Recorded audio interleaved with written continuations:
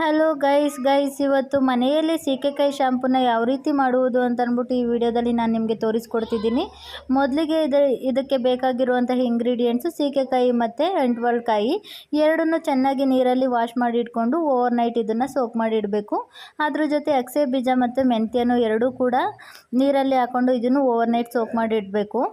ಇಲ್ಲಿ ನಾನು ನಲ್ಲಿಕಾಯಿನ ಫ್ರೆಶ್ ಆಗಿರೋ ನಲ್ಲಿಕಾಯಿನ ಆ್ಯಡ್ ಮಾಡ್ಕೊಂಡಿದ್ದೀನಿ. ಹಾಗೆ ಭೃಂಗರಾಜು, ಅವರೆ ಹೂವು, rosemary, kalonji, tulsi, hibiscus leaves, hibiscus flower, aloe vera, ಅವರೆ ಹೂವು, ರೋಸ್ ಪೆಟಲ್ಸು ಮತ್ತು ಕರಿಬೇವು ಮತ್ತು ಬೇವು ಕೂಡ ಆ್ಯಡ್ ಮಾಡ್ಕೊಂಡಿದ್ದೀನಿ. ಇವಾಗ ಏನು ಸೋಕ್ ಮಾಡಿ ಇಟ್ಕೊಂಡಿದ್ದೆ ಅಂಟ್ವಾಳಕಾಯಿ ಮತ್ತು ಸೀಗೆಕಾಯಿಲಿರುವಂಥ ಬೀಜನ ತೆಗೆದು ಹೊರಗಡೆ ಹಾಕಬೇಕು. ಸೋಕ್ ಮಾಡಿ ಇಟ್ಕೊಂಡಿರುವಂಥ ನೀರನ್ನ ಒಂದು ಪಾತ್ರೆಗೆ ಫಿಲ್ಟರ್ ಮಾಡಿಕೊಂಡು ಸಪ್ರೇಟ್ ಎತ್ತಿ ಇಟ್ಕೊಂಡು ಇವಾಗ ಅಂಟ್ವಾಳಕಾಯಿ ಮತ್ತು ಸೀಗೆಕಾಯಿನ ಸ್ವಲ್ಪ ನೀರು ಆ್ಯಡ್ ಮಾಡಿಕೊಂಡು ನಾನು ಏನೇನೆಲ್ಲ ಇಂಗ್ರೀಡಿಯೆಂಟ್ಸ್ನ ತೊಗೊಂಡಿದ್ದೆ ಅದ್ರ ಜೊತೆ ಚೆನ್ನಾಗಿ ಒಂದು 15 to 20 ಮಿನಿಟ್ಸು ಚೆನ್ನಾಗಿ ಬಾಯ್ಲ್ ಮಾಡ್ಕೊಬೇಕು.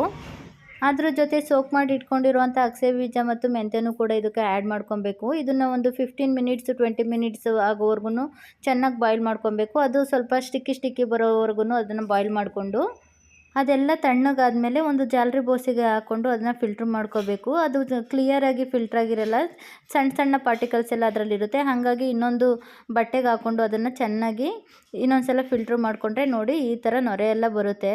ಸೊ ನಿಮ್ಗೆ ಇನ್ನೂ ನೊರೆ ಬೇಕು ಅಂತಂದರೆ ಇನ್ನೊಂದು ಸಲ ಬಾಯ್ಲ್ ಮಾಡ್ಕೊಬೋದು.